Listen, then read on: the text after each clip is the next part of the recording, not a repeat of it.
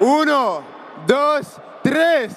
¡A la Madrid! You must have most likely seen these videos on YouTube discussing just how good the prime of Messi, Cristiano Ronaldo, and even Ronaldo Nazario was. These videos delve into the past to discuss the legendary statistics and performances of these players and to analyze just how prominent these players were at the absolute peak of their powers a decade or two ago. And today, we are also doing something very similar but then again a bit different. While these videos delve back into the past, we are literally witnessing history unfold before our eyes once again, because Mbappe is literally in his prime and he may very well not even have peaked so far. We are talking about a player who in all likelihood will join this pantheon of greats in the next 10 to 15 years. Kylian Mbappe signed for Real Madrid on 3rd June 2024 as a free transfer from PSG. His decision to leave the French capital was already out in the open after his defeat against Borussia Dortmund in the semi-final of the Champions League. And to be honest, that departure was not exactly bitter in my opinion, but bittersweet in nature. Because Mbappe scored 258 goals for PSG in his 7 years at the club. And during these 7 years at his hometown, he has pretty much won everything there is to be won,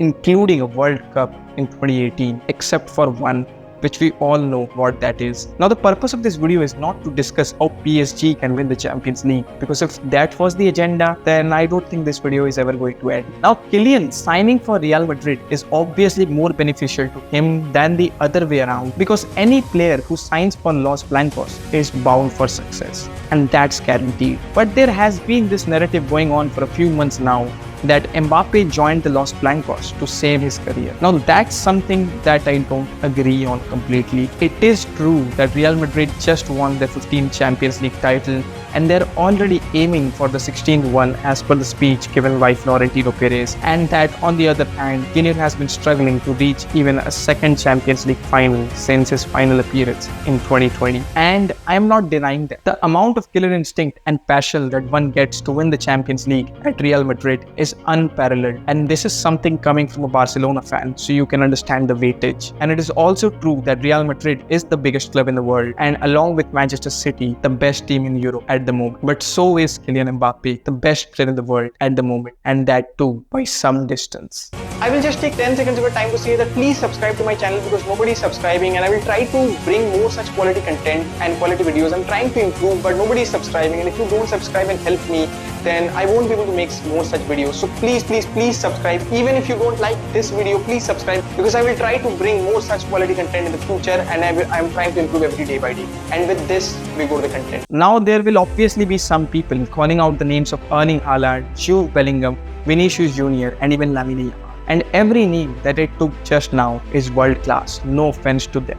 But so was Xavi, Iniesta, Modric, and Cruz. But does that mean they were on the same level as Messi and Ronaldo? Now, on some occasions, they definitely performed better than the GOATs, and I'm not denying that. Some of them may even be more talented, and some people may even argue that they were overshadowed just because of extreme PR for Messi and Ronaldo. But if I talk from a sheer longevity point of view, then the amount of time for which Messi and Ronaldo maintained their brilliance is unprecedented and unparalleled in the history of football.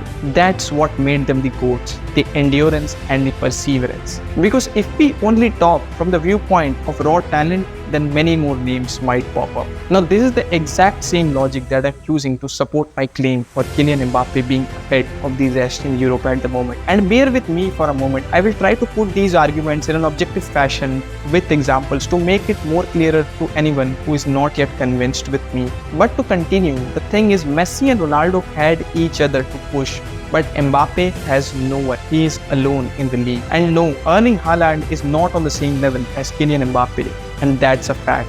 And what is true is true. Sorry, City fans.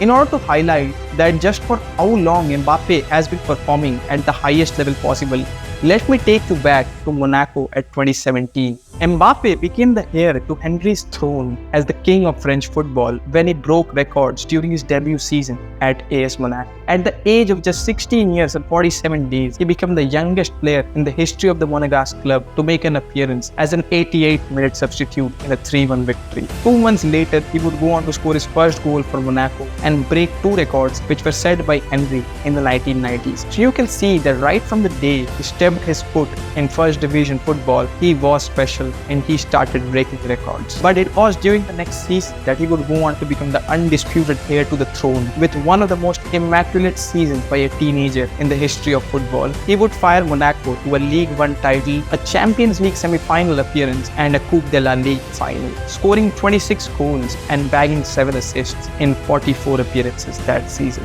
Just to put that into perspective, just how long ago that was, Ronaldo was still at Real Madrid. And even after all these years and achieving so much success and being termed by a large majority as a GOAT or a future GOAT, and being the all-time top scorer of a club with 250 goals, he is still just 25 years old, which a few years ago and even today by many footballing metrics is considered young. What's even more crazy is that after 2017, he improved every subsequent season like if he was already in his prime 20s, but in reality he was still in his teens. His performances, his style of play, his decisions on pitch became far more mature and refined, which you would mostly see in players like Modric and Messi who are well above their 30s. And we were seeing all of these qualities improving day by day in a player who was barely aged 20. Just because he's 25 years old, we often tend to forget that exactly for how long he has been performing at the highest level possible and that how much he has already achieved. And what he has achieved at just the age of 25, bar Messi and Ronaldo,